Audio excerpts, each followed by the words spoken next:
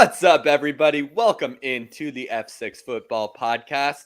Cam Copeland here, co-hosting with Alex Roglin, and we are going to be talking today about Week 2 of the NFL that just got done last night. It's Tuesday night right now, and then we're going to preview Week 3 a bit. We're going to break down one of our matchups coming up, one of the more exciting matchups, in my opinion, anyway. And yeah, just give our thoughts. But before we dive into that, Alex, how are you doing today? I'm doing great, man. I'm doing great. Got another great week of football, another one in the bag. So yeah, man, I'm excited to keep it rolling. It seemed like such a long wait to get back around to football, and now that it's here, I can't believe we're already in week 3. I mean, we're gonna blink, and it's gonna be like week 9. And then it'll be the playoffs. I mean, I don't want to wish it by too fast, but man, it already seems like it's flying by. Yeah, and your Chiefs finally got a win. You were expecting that week 1, but it came against a Jaguars team that looked a bit discombobulated now that Chris Jones is back anyway. Yeah, that's true. Yeah, we can jump right into that. I mean, I thought it was a good win for the Chiefs. You know, considering that I still think that the Jaguars offensively are going to be one of the better offensive teams in the AFC this season. So they got some problems on their offensive line. That kind of showed up a little bit in week 1 against the Colts, and then definitely showed up again against the Chiefs. But I do think, like we talked about in our preview shows earlier this year, I think this really could be and is shaping up to be the best defense that Patrick Mahomes has had. I mean, especially Chris Jones was dominating. Preseason. Who needs preseason? Apparently, if you're Chris Jones, because he ended up with a sack and a half. I think 5 pressures, if I remember. But that doesn't even tell the whole story. I mean, he was just dominating that whole inside. Travis Kelce didn't do a whole lot, but he's still kind of getting up to speed, I think. And obviously, I think they had both those guys on a snap count. So overall, Chiefs defense was impressive. Holding the Jags to 9 points off 3 field goals, a couple goal line stands. That was great. And then offensively, they're still getting into rhythm. I think that Mahomes is still trying to sort of establish, his trust with his receivers. So we don't have to spend too much time on it because I don't think it's any new storyline. But Chiefs defense solid. And the still trying to figure out the pass catchers a little bit, but I'm not worried about the offense one bit. Once they get into a rhythm, they're going to be just fine. Yeah, they're still going to find their 12 plus wins on the season one way or another. Now, we also the game that we went over last week was a Washington-Denver game. We both predicted that Washington would take it, which they did, but not exactly in the fashion that we thought. We thought, I think the over-under was 39. We're like, this is going to slam the under. Neither team has completely functional offenses. Defenses are great. And, well, that's not what happened. It was 35-33, high-scoring game. And it got a little close there at the end. But, Washington pulled through. I know something I was looking for is to see how Eric Bieniemy uses the scheme he brought over from Kansas City, and it looked like just trudging on to week 2, same as week 1. Brian Robinson now has the 3rd most zone runs in the NFL, behind only Christian McCaffrey and DeAndre Swift. Hal looked good, Chase Young looked good, and so it ended up being an exciting game. So that was fun to see. Washington 2-0. Not sure how much longer that'll last. But Alex, what else? Yeah, what else stood out to you? Yeah, and that game in particular, I mean, I don't want to pile it on Denver fans, but like if you were to tell Denver fans you'll score more than 16 points and you're going to actually have a successful Hail Mary and you're going to lose. I mean, like that just sucks, man. I mean, I kind of like it because I'm a Chiefs fan, but yeah, I do kind of feel for Denver folks a little bit. That's no fun. One thing that did stand out to me, Cam, is, I noticed how effective the screen game was for the Commanders, and I remember texting you during the game because that was something that I don't know what the stats are, but like I don't remember seeing very many screens ran by the Commanders last year, and that's obviously like a key. That's a key aspect of the Andy Reid offense. And I was impressed with not just the number of screens, but the execution on the screens was excellent. I mean, they had some really big plays there for Robinson and Gibson, and so that was just an impressive part that I thought that I thought Bieniemy brought over. Do you notice that? Has there actually been an increase in screen usage for the offense under Bieniemy? Yeah, I don't know the screen usage statistics, but you're definitely right about how this offense just functioning completely on another level this year. It's not great, it's not clean yet, but it's a quicker pace of play. The players are getting lined up a lot faster. It seems like the offense is really moving as opposed to trudging along like it was last year. Knowing who the starting quarterback is going to be each and every week, I'm sure also has something to do with that. It's not having to create a new game plan around who might be playing quarterback that week every given week. So I really like what I've seen so far. And again, it's not perfect. I do think we end up losing to the Bills this upcoming week, but I really like what I've seen. Hmm. Yeah, absolutely. All right, so I guess we should do an update on our upset picks, which we'll do every week, as we know Yes. we've shared with you guys. So last week, my week 2 upset pick was Baltimore over Cincinnati. So that got my first dub, in our upset pick tracker. So I'm 1-1 now. And that game, it kind of went about as I expected, and as we had talked about last week. Baltimore, even though they've been kind of already ravaged by injuries, which, man, it seems like the Ravens have just got snake bitten the last couple of years with injuries. I mean, it feels like every year they're losing a running back and a wideout or Lamar or whatever. But they battled through. They certainly showed some signs of life. Their defense looked much better, especially in the first half. Waned a little bit in the second half, but I mean, Lamar was just having his way with that Bengals defense. So, I was glad to see it ended up being fair. Honestly, it looked like it was going to be a blowout there in the first half, but the Bengals got back into it a little bit late. Ravens still pulled it out, obviously covered the spread, took the win. So I was glad to get a W in that column. And also, man, Bengals, they got to wake up. I mean, Burrow does not look good. I think he had like 40 yards passing at halftime. He did much better in the second half, but he just looks off. They look out of sync. They're not blocking very well. I hope they got to shake out of the slump that they're in, and they got to do that pretty soon, or they're going to get far behind in the AFC playoff race. But yeah, anyway, so my pick was right this week. Cam, what about your pick? Yeah, well, just to add on real quick, Burrow might not even play week 3. Today is Tuesday, so based on the current reports, he'll either be hobbled if he does play, or it's very possible he's not there. And there's a lot that is going wrong for this team. But the thing is that the offensive weapons they have are so elite. I mean, easily top 3 duo for the receiving core in the NFL, that I think they'll be able to put something together. The only issue is I've never really had a lot of faith in their offensive system over there. I think the talent's been helping out the coaches more than the other way around.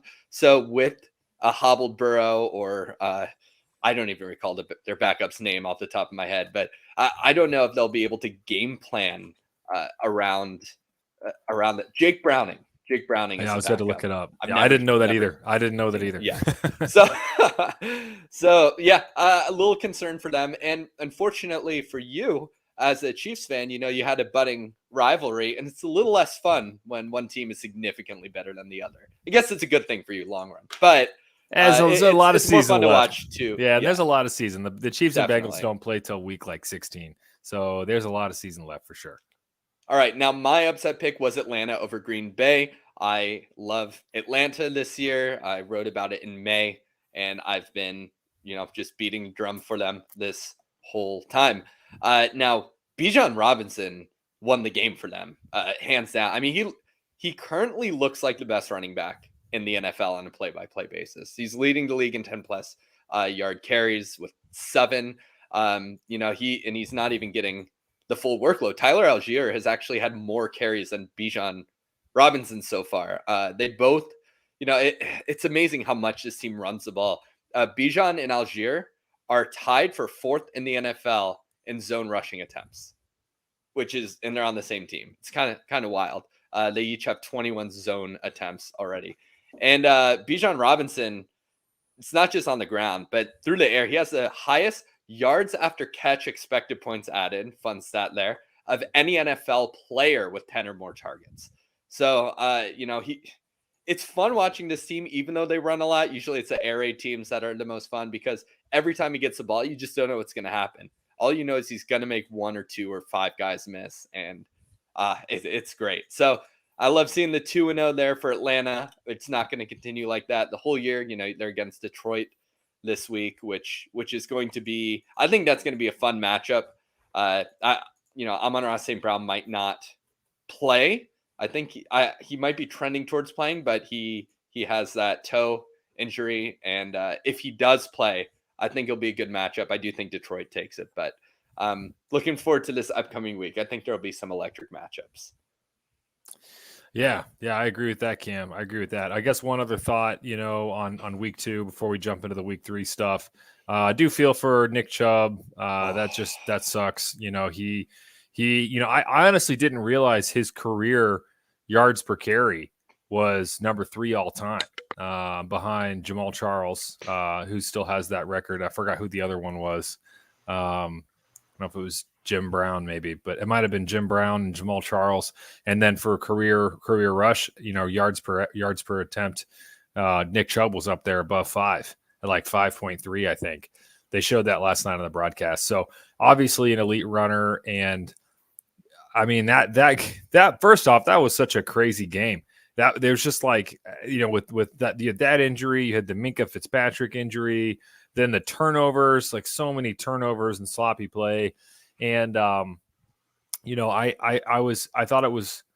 just wasn't a very good game. I mean, at the end of the day, I just can't put my finger on the Browns. I know we've talked about them. Their defense looks like it's going to be certainly one of the better units, but for the amount of money that you're paying, I mean, you think about from the quarterback position, there's certain standard everyone's judged by, but also, you're judged by how much money your organization is allocating, right? That's just a part of it. And considering that the amount of money that Watson is getting paid, and I mean, he's just abysmal. He looks like he's completely lost it from where he was a few years ago, which is really a bummer for the Browns because they are stuck. It is Watson or nobody, for the next few years. At least they're going to be paying him an insane amount of money that's guaranteed.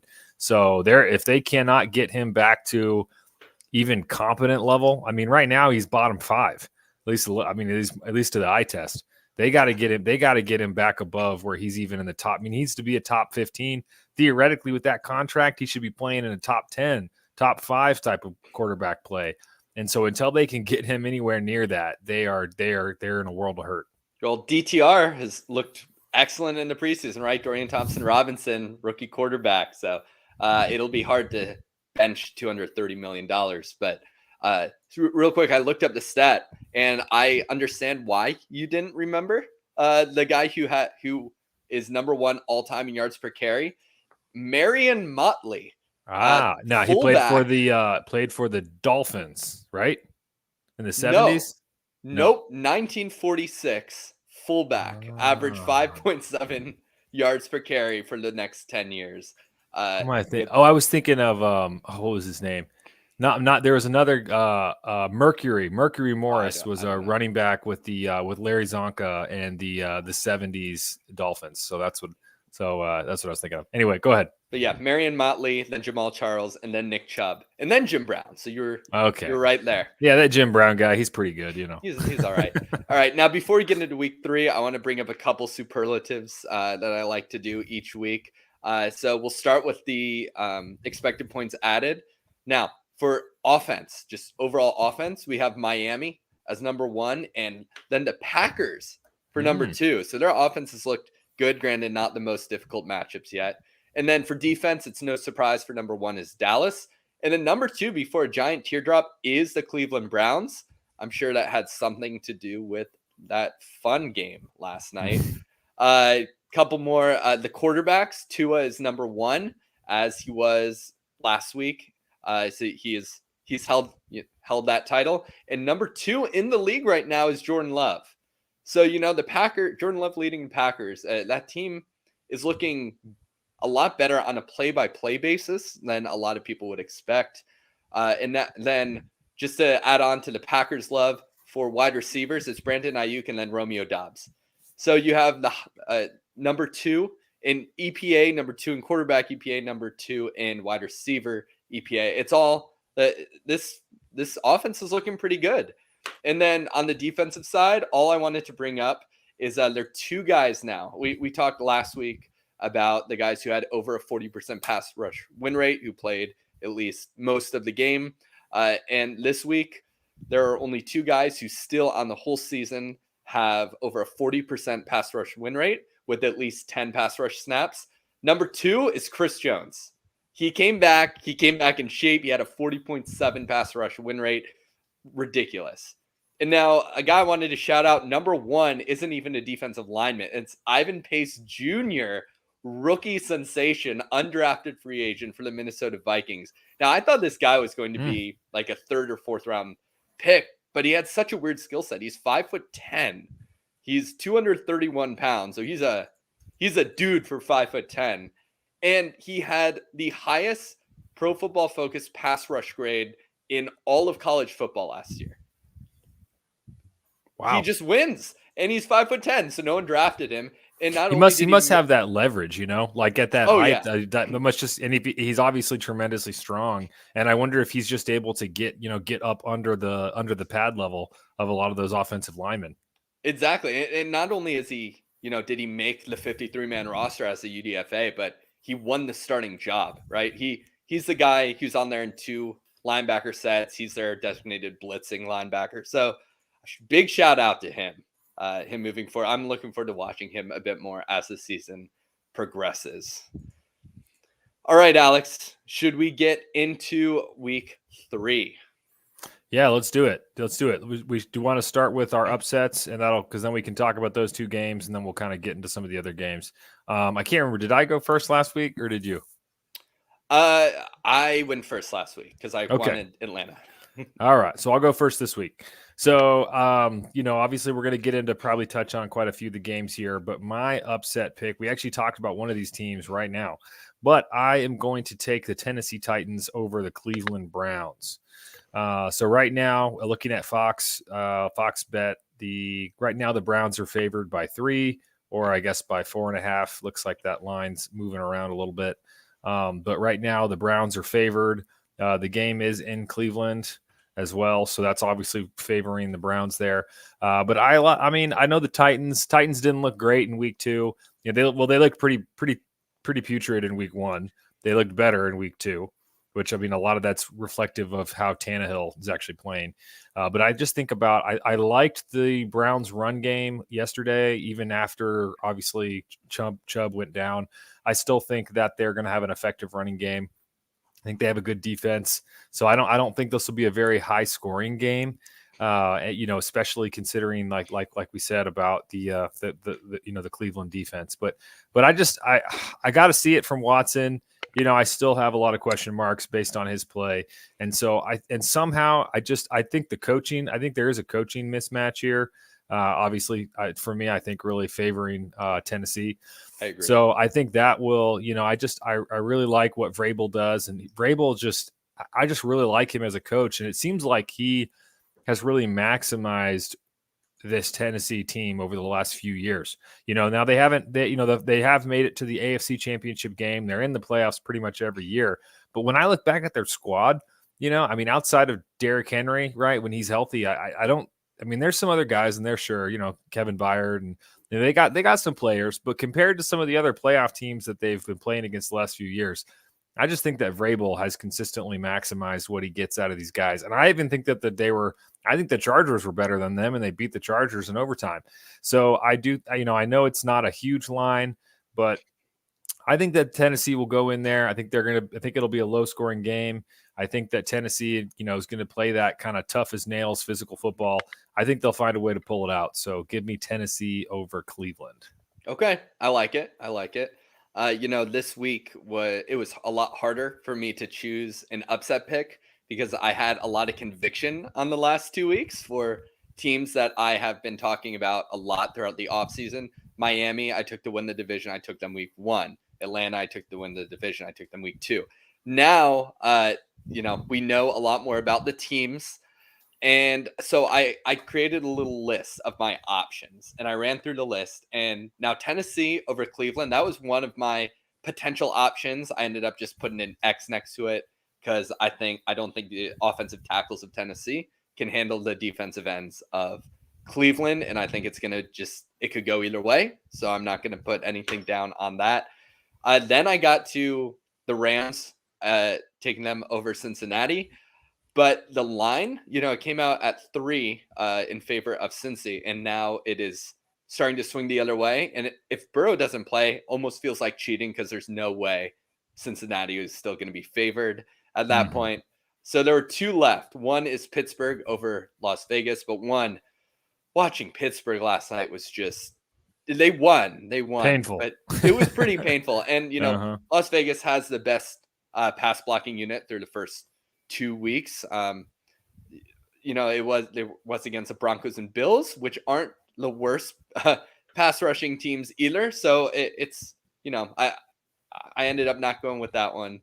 So I landed on Zach Wilson and the New York Jets taking down the New England Patriots. Now the over under is 36.5. So it's might be a brutal game to watch. New England's favored by 3. And I do think Garrett Wilson's going to be shut down that game. And, the Jets' hope of winning this game is to not allow points, get turnovers, and kick field goals, honestly. But the thing is, I think their defense rebounds. And I think that the New England offense has been overperforming, right? They faced Miami last week. They're not the best defense, as we've seen through a couple of weeks. And so I think that one defense against another, the Jets, I do think have a better defensive unit. I don't see how the receivers for New England produce. So I'm taking the Jets here, even though New England's favored by 3. Not as much conviction on this one than the other 2. But hey, that's why it's an upset, right? It's not supposed to happen. That's right. Yeah, no, I think that makes sense. I can see that path to victory for the Jets. I think one of the things that worries me is, even if Belichick, even if his offenses have struggled the last couple of years, as far as I know, Belichick has very little to do with the offense, right? He's just, he is the head coach, but he's obviously such a defensive mind. And he usually, it makes me think of remember Sam Darnold a few years ago when they caught him on video saying that he was seeing ghosts when he was playing the Patriots. So I think it worries me a little bit about Zach Wilson. That's just a funny story. I know it's not the same quarterback, but I do think that Belichick is going to have some stuff dialed up for Wilson. And I think Wilson struggles to get through his progression and to read defenses without them doing all kinds of weird stuff, which is what Belichick is sort of known for. So, man, I definitely think that if the Jets are going to win, I agree. I think the path forward has got to be make this an ugly rock fight, kick a couple field goals. Maybe you can catch a pick or something off of Mac Jones, maybe get a fumble here or there, and just try to grind it out in a low-scoring game. And win 9-6.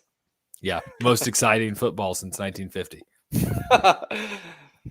All right, now we do have a matchup breakdown that we're going to do here before getting into the rest of the games. And that is the Chargers and Vikings. Do you have any thoughts on this before I take it away, Alex?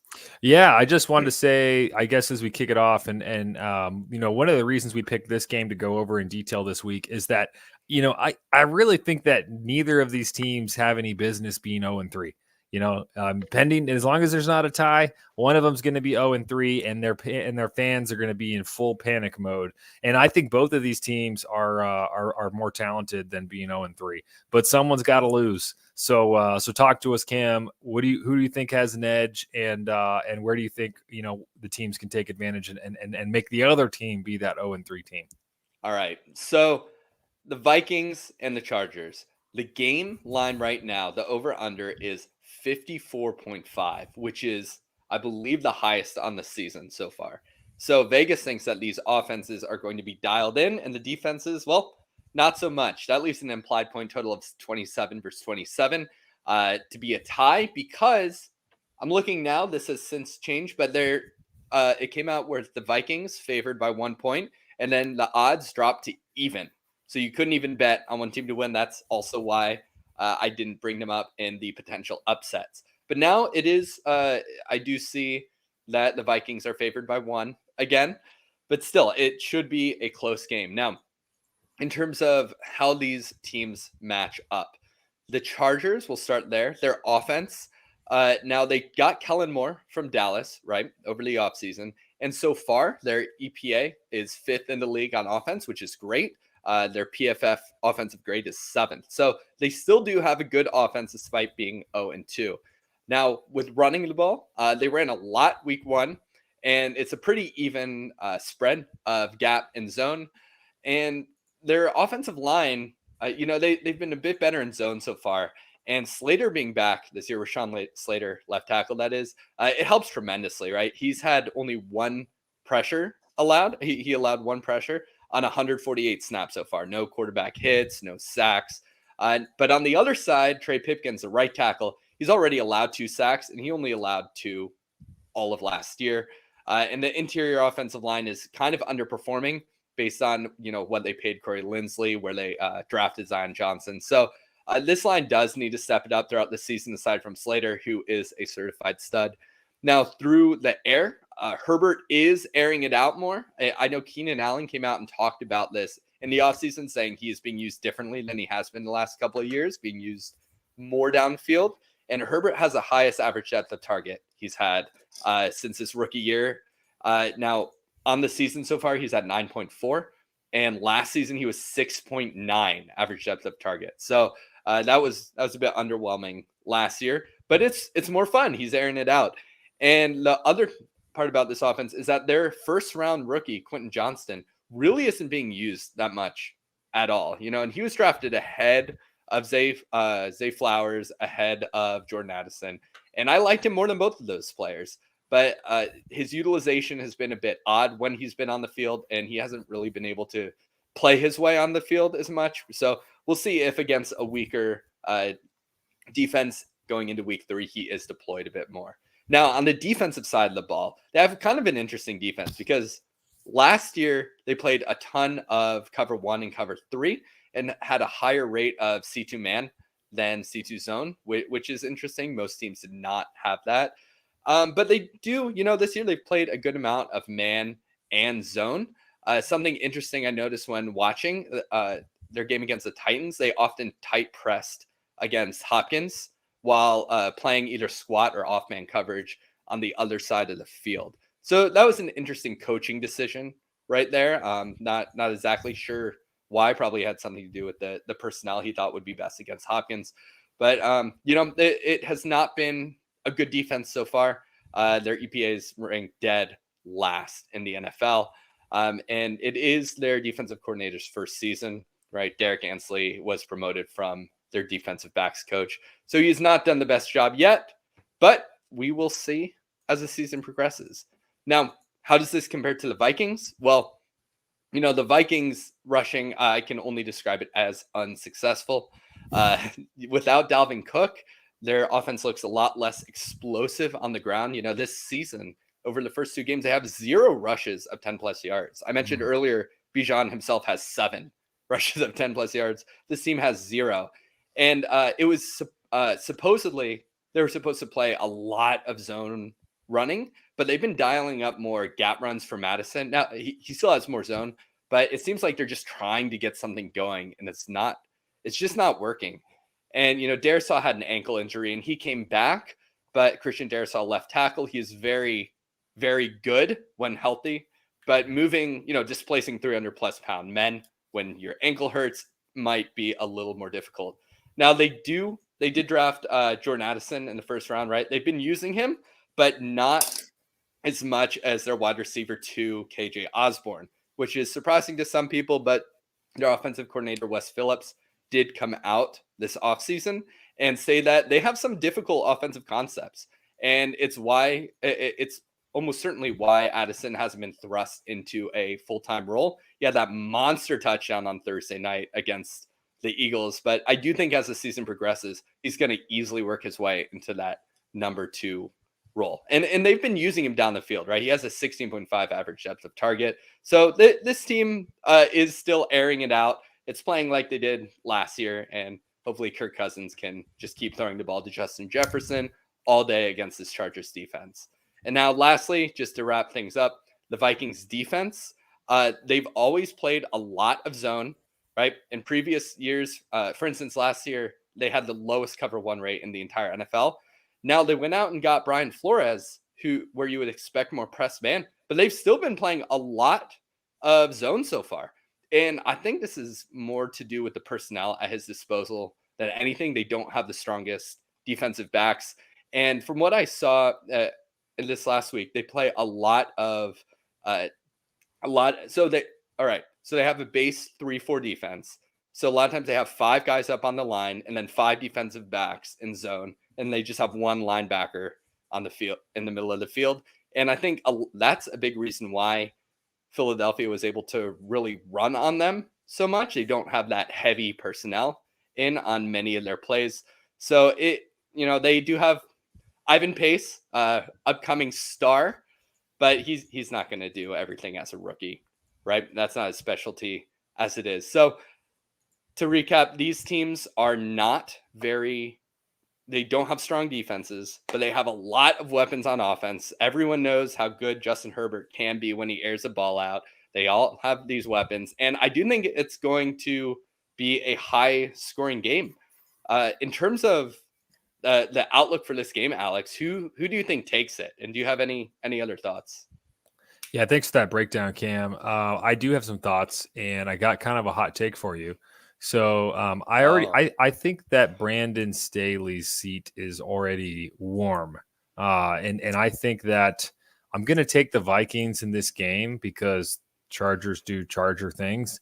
And then I wanted to bring up the Chargers schedule real quick because I think that's going to move it to very warm. And then they have the Chargers. The Chargers have the Raiders in week 4. I will probably pick the Chargers to win that game. Then they have a really early bye. They have a bye week. Then they come back and they play Dallas and Kansas City. So I think that if the Chargers lose this game against the Vikings, I think they're staring at 1-5. And I think that at that point, I think that Brandon Staley's seat is smoking hot, and I think that the Spanos family is thinking about making a change. I think part of the reason they brought Kellen Moore in is that they wanted a young, offensive-minded coach. And the thing that's particularly disappointing about Brandon Staley is that he's supposed to be a defensive expert. He came over from the Rams. He was a part of worked under McVay and as a defensive coordinator, and was supposed to be an expert and had a really good year as a defensive coordinator. If I recall, he was only a DC for 1 year, and of course he had Aaron Donald on his defense. That might make a difference, right? So I think it's just been really disappointing for him because the problem with this Charger team is that they can't play defense, at least not consistently and not when it matters. And that's disappointing when your head coach is a defensive minded or supposed to be a defensive, guru. So, I mean, Justin Herbert is doing all that he can to keep the boat afloat, and it's certainly not his fault, that these last 2 losses. So that's kind of my hot take and how I could really see this playing out. I do think that they're probably more talented, at least on paper, than the Vikings. But I just think somehow Brandon Staley and the defense is going to let them down in a key moment in the second half. I think the Vikings are going to pull it out, and I think that in a few more weeks we might be looking at Brandon Staley getting the boot in the middle of the season. Yeah, you'd think with Joey Bosa and Khalil Mack on either side that you'd actually have a pretty darn good pass rush, but they have neither of these teams really have any interior pass rush. They just don't have the best interior players for any reason. So I'm with you here. I actually have the Vikings taking it as well. I'm in a little competition with a few guys predicting yardage leaders throughout the year. You can only choose each player once, and this is a week I'm choosing Justin Jefferson.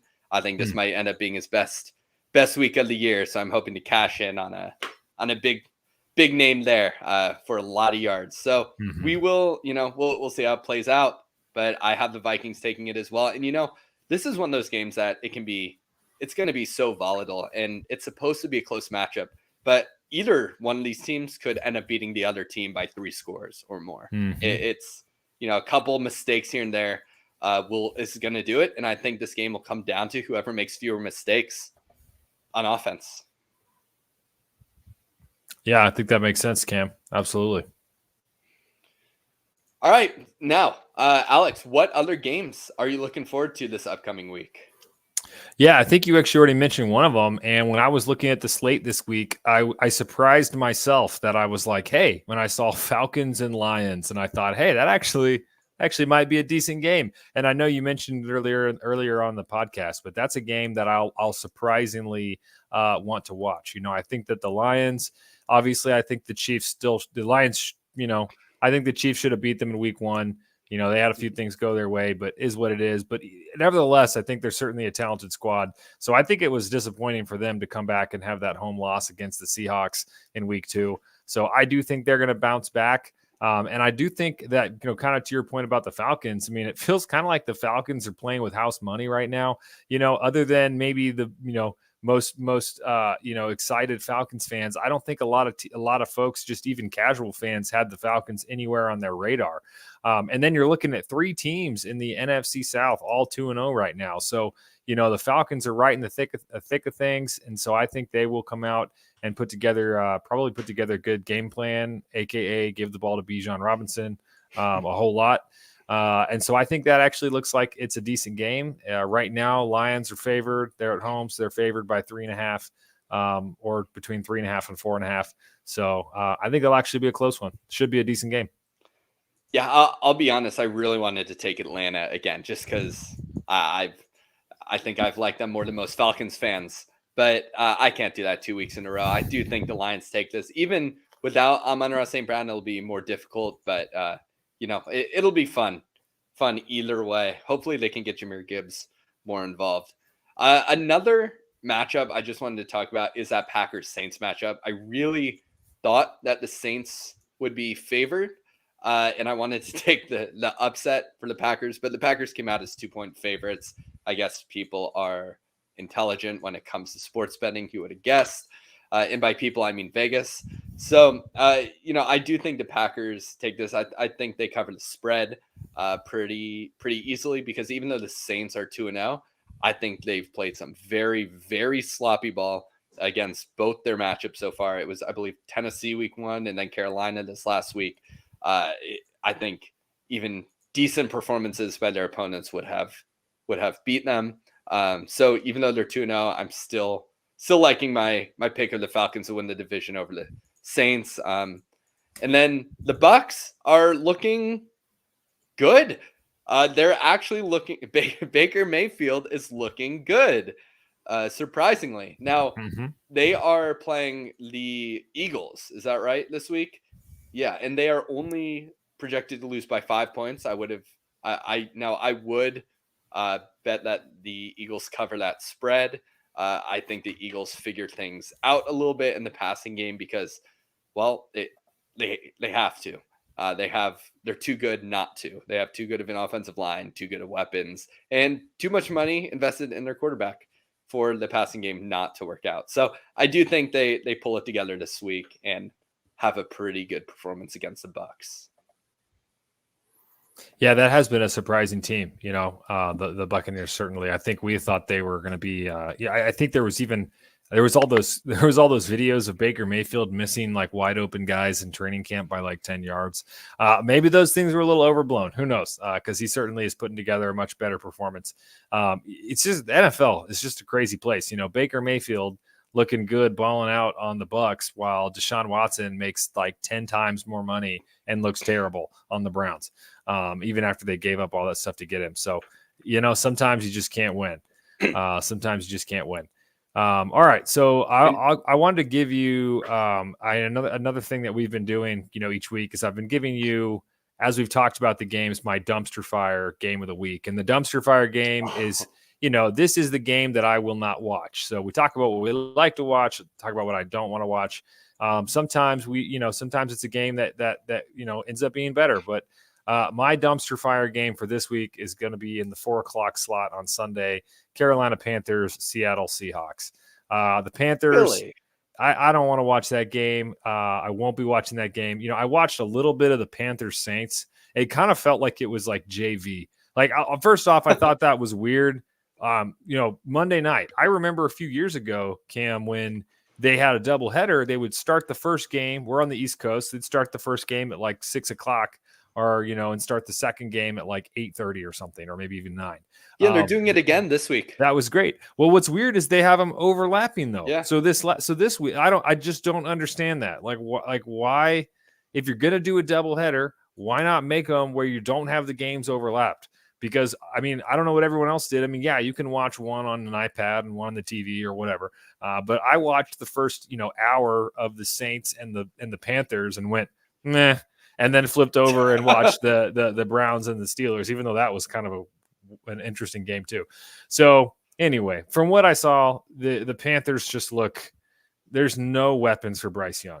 He is just like every play he's under pressure, and it doesn't seem, they have no run game.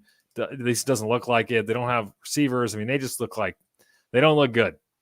I would expect the Seahawks to take care of business in this game. Either way, I won't be watching it. So Carolina Panthers, Seattle Seahawks, my dumpster fire game of the week. Are you going to be watching that though? I am, because I still want to see Bryce Young do well. So I'm watching him for the Panthers, and then the Seahawks, they still can be exciting. They have Metcalf and Lockett and rookie Jackson Smith and Jigba, and I just think their offense can be more explosive, and I think they're going to be picking it up a bit throughout the season. So I'll be watching that game. I thought you were going to go with the Steelers Raiders. That's what I thought, just because of the disgust lingering from last night's game. And then the Raiders, no one really seems to care about them too much. So that's a game I thought was going to be your dumpster fire game. I didn't choose one beforehand, but I'm going to take a little bit of a different approach, because you might need to sign a waiver before attending the Cowboys-Cardinals game, because it's going to be a slaughter. It's a 13-point spread. Micah Parsons is going to have a day. Now, I believe 3 of the Dallas defensive ends are in the top 6 Pro Football Focus edge rushers on the season. 3, which is absurd. They're just too good. So now, we'll see what the teams they've been playing. That Zach Wilson, who has held on the ball too long. Zach Wilson, the longest time to throw of any quarterback this year, which didn't make sense to me too much until I remember that he just takes sacks and does not throw it away. And they don't have a quick timing offense, and he doesn't understand defenses, yada, yada. So he just holds on to the ball and has a long time to throw because of that. But it's going to be that. If anyone puts money on the Cardinals, you may as well get a little bit warm, lighten that on fire instead. Seriously. Yeah. Cause as soon as you said the line at 13 or 12.5 or whatever, I'm like, I'll put money on the Cowboys tomorrow. I don't see the Cowboys having any problem covering that. There are trap games, right? Any given Sunday, but I still think, I think if they played this game 10 times, I still don't even know if the Cardinals would win one. So I just don't see, it's so unlikely that the Cardinals even keep this thing close, especially because the Cardinals are trying to lose. At least that's what it looked like last week, because they accidentally got up 30-0 on the Giants and then proceeded to score 0 points. 20, I think they're 20-0. Okay, sorry, 20. Yeah. And then they scored like 0 points the rest of the game and ended up losing. So that was just that's pretty terrible. But so I think that I won't be watching that game either, because it'll probably be done by the second quarter. Yeah. Now one more game. I know you'll be watching the Chiefs game. But the Bears offense is not fun to watch. You talked about that Baker Mayfield OBJ video earlier. I think DJ Moore's dad needs to go out and make a video of Justin Fields missing him on wide open throws, because Justin Fields does not seem to know how to read the field. And the offense, if play calling, is atrocious. If you go on any social media right now, it's basically why the Bears play calling is terrible. It's just videos all over the place on that. And their guys running the wrong routes, not helping. By that, I mean Chase Claypool week 1 was, I mean, he issued a public apology to his team, which is odd to see. It was that bad. So, hot take: Chiefs win that game, but I don't think that game's going to be remotely close. They Yeah, might be able to sit Chris Jones that game if he wants. yeah, I don't think that game will be close either. And I will say for everybody, because I know I actually some of y'all been reminding me about my pick of the Bears to win the NFC North, which was obviously already looking very bad. So don't worry. Cam and I are gonna probably do a recap. We'll probably do like after maybe week 4. We'll just touch base real quick, probably go through our division winners again real quick, and maybe talk about the ones that are looking good. Some of those predictions we made preseason, and then some of them that are not looking good. So don't worry, you'll get. I'm willing to eat crow. Obviously, if that's already looking like a very poor pick. But we'll see. I don't know. Maybe the Bears will. Maybe somehow they're not going to beat the Chiefs, so maybe they'll win after that and be 1-3 or something. But either way, yeah, I don't expect that to be close. I think we might even see Blaine Gabbert in this game, the Chiefs backup. So I think the Chiefs defense looks like one of the top units in the league. The Bears offense is just abysmal. And obviously I think the Chiefs aren't even going to have to score a ton of points to win this game. But, I think Mahomes is still heating up, but Travis Kelce should be more effective. And Travis Kelce is going to elevate that whole receiver room for sure.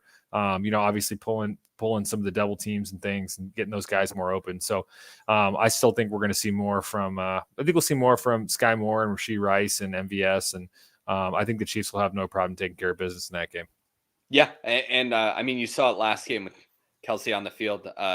Kadarius Toney had 5 receptions, right? They got him back involved. They weren't afraid to go back to him.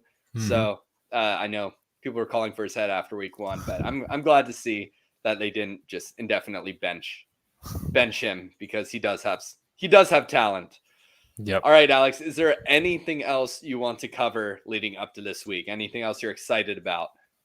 Yeah, I wanted to get your thoughts. I know we're not going to do like a full breakdown of it, but where are you at right now with the Commanders and Bills game? Obviously the Bills looked pretty bad, I think, in week 1 against the Jets, and then looked much better against the Raiders. So it's like, does it really count? I don't know. The Raiders don't have a very good defense. And so, the Bills, obviously that game was over by halftime. And obviously the Commanders coming off of what I think to be a pretty offensively, at least, impressive game against the Broncos. And I know we touched on that earlier. So, I don't know. Do you what do you think? Is there a slimmer of hope? Do you think that the Commanders can pull this out against the Bills?